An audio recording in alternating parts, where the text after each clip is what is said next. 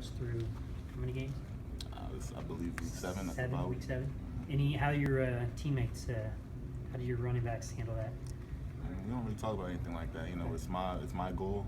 So, I think about it, not much, but, that's what I want to do. Goals are meant to be achieved, so I set a goal for myself. Is it realistic, you think, given that you guys are going to share carries? Or that's the thought anyway? It's realistic, definitely, for sure. If I'm doing the right thing, coming to practice working, coming to the games working harder, then yeah, it's realistic. But in the grand scheme of things, if we all share the ball, that's cool too. What sets you apart from the other backs? What's like a skill you have or something you can do that Coach Mack would seem to be like, yeah, I want him to be my starter? We're all fast. We all can catch the ball. We all can make moves in the open field. We can also run through defenders. So we're all pretty much the same. I'm just a little heavier than them and a little taller. Besides that, we all pretty much the same. We're all ballers. How does that, you think that would help in the long run of an SEC schedule? Being bigger, being able to take the hits and stuff like that? Yeah, of course. Longevity of the body. When you weigh more, have more muscle, have more fat, good fat on your body, it doesn't hurt as much when you get hit. So, the heavier you are, the bigger you are, the more stable you kind of are. What have been some of the differences between the quarterbacks you've noticed so far? Del Rio knows the offense. It's pretty obvious. It's strong suit for him. He knows the check downs. He knows the hots. He knows where they expect pressure, who's where to put the ball. Austin has a great arm.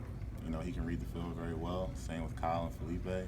And they're all good quarterbacks. They know what they're doing in the backfield. It's going to be interesting to see who comes out to start. For you personally, are you okay working with multiple quarterbacks, or you want to nail one down? I'm totally fine, because you never know what can happen throughout the season. Someone could go down, someone could lose their spot. You need to be able to work with everybody. How would you grade the offensive line right now? Do you feel confident with them? I always feel confident with my O-line. I don't want to give them a grade, but I feel confident behind them. I feel confident blocking with them. Cool group of guys, good group of guys. Any coaches ever try to move you, defense, linebacker? Coming out of high school, yeah, they tried to move me to linebacker. I denied it. Didn't want to play linebacker. Is that isn't being talked about here? Or no? No. Strictly running. Why is it you just want the ball? Do I want the ball? Is that what it's about? Carrying the ball? That's the position I started out playing, so it's the position I want to continue to play. Growing up, what kind of big backs did you idolize? Reggie Bush. He's not a big back. He's not a big that back. was my guy. That's your guy? Yes, sir. Why was Florida the right fit for you coming off of last year? Florida was the right fit for me because I know Coach McElwain likes bigger running backs. At the same time, I know Florida, had Kelvin Taylor as the main ball carrier, found out his chance he'd go to the NFL, so I wanted to fill his shoes, or, fill his spot, at least. How do you go about filling a role like that Kelvin Taylor had after so long here? In football, really, it's, one guy moves on, and the next guy has to step up.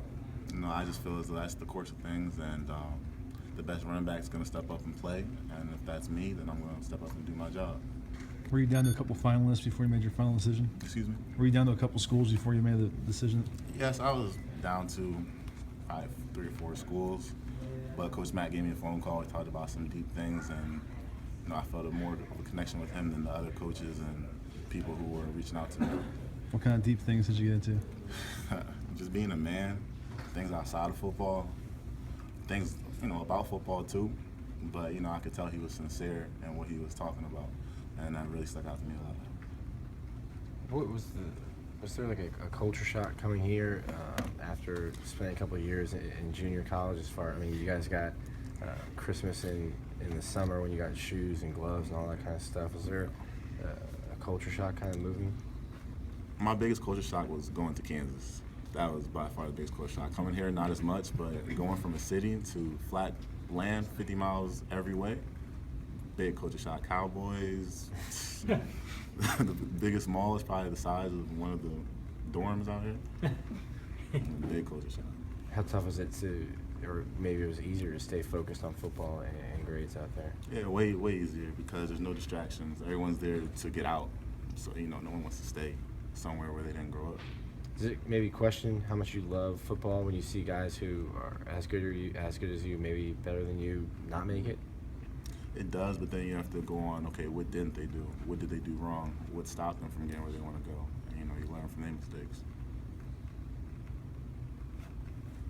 So what was that goal again? 1,000 yards?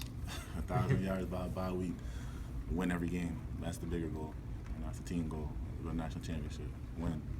You gonna get the carries to pull that off?